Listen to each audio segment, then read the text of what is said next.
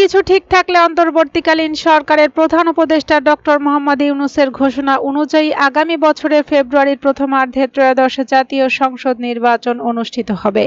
আর এই নির্বাচনকে সামনে রেখে রাজনৈতিক দলগুলো তাদের কর্মযজ্ঞ শুরু করে দিয়েছে। সবার আগে ৩০০ আসনে প্রাথমিক প্রার্থী তালিকা প্রকাশ করে চমক দেখায় বাংলাদেশে জামায়াতে ইসলামী। চলতি বছরের শুরুতেই দলটি প্রার্থী তালিকা ঘোষণা করে নির্বাচনী মাঠে নিজেদের অবস্থান বেশ ভালোভাবেই জানান দেয়। তালিকা প্রকাশের পর প্রার্থীরা নিজ নিজ নির্বাচনী এলাকায় মাঠে ঘাটে সাধারণ মানুষের পাশে তাদের সুখে দুঃখে দিনরাত ছুটে বেড়াচ্ছেন। সংগঠিত দল হিসেবে সব আসনেই এখন পর্যন্ত জামায়াতের একক প্রার্থী।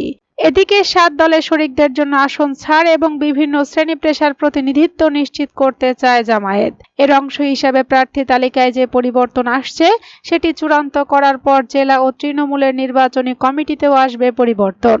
এক্ষেত্রে শরিকদের দলীয় সিদ্ধান্ত এবং প্রার্থীদের পছন্দকে গুরুত্ব দেওয়া হবে বলে জানা গেছে।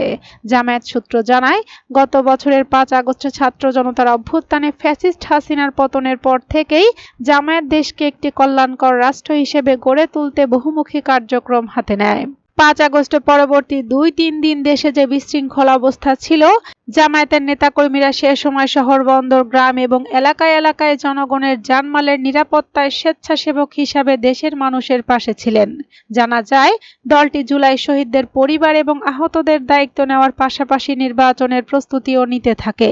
এ লক্ষ্যে দলের সেক্রেটারি জেনারেল অধ্যাপক মিয়া গোলাম পরোয়ারকে সভাপতি ও কেন্দ্রীয় কর্মপরিষদ সদস্য অধ্যক্ষ মোহাম্মদ ইজ্জত উল্লাহকে সেক্রেটারি করে ৮ সদস্যের একটি নির্বাচনী কমিটি গঠন করা হয়।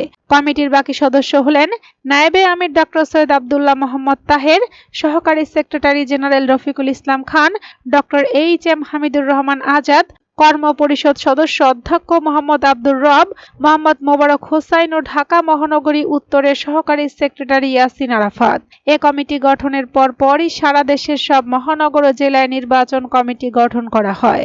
জামায়াতের কেন্দ্রীয় নির্বাচন কমিটির সেক্রেটারি অধ্যক্ষ মোহাম্মদ ইজ্জত উল্লাহ বলেন, জুলাই সনদের বিষয়ে আগে গণভোট, পিআর পদ্ধতিতে নির্বাচন, লেভেল প্লেইং ফিল্ড নিশ্চিতকরণ, জুলাই গণহত্যার বিচার দৃশ্যমান করা সহ ৫ দফা দাবিতে সমমনা ৭টি দলের সঙ্গে যুগপৎ আন্দোলনে আছে জামায়াত।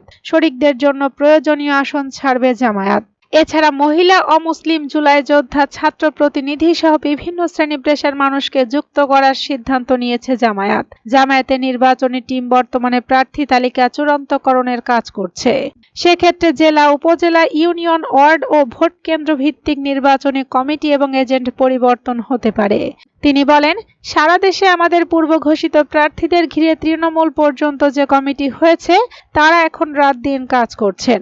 জামায়াতের কেন্দ্রীয় প্রচার ও মিডিয়া বিভাগের প্রধান অ্যাডভোকেট এহসানুল মাহবুব বলেন, জামায়াত যেমন সবার আগে প্রার্থী ঘোষণা করেছে, তেমনি প্রার্থীদের বিজয় করতে কর্মীরা সারা দেশে কাজও শুরু করে দিয়েছেন।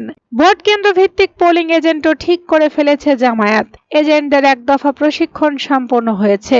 জেলায় জেলায় এজেন্ট প্রশিক্ষণ এখনো চলমান রয়েছে। তিনি বলেন, শরিকদের জন্য আসন ছাড়লে সেখানে কিছু পরিবর্তন আসবে।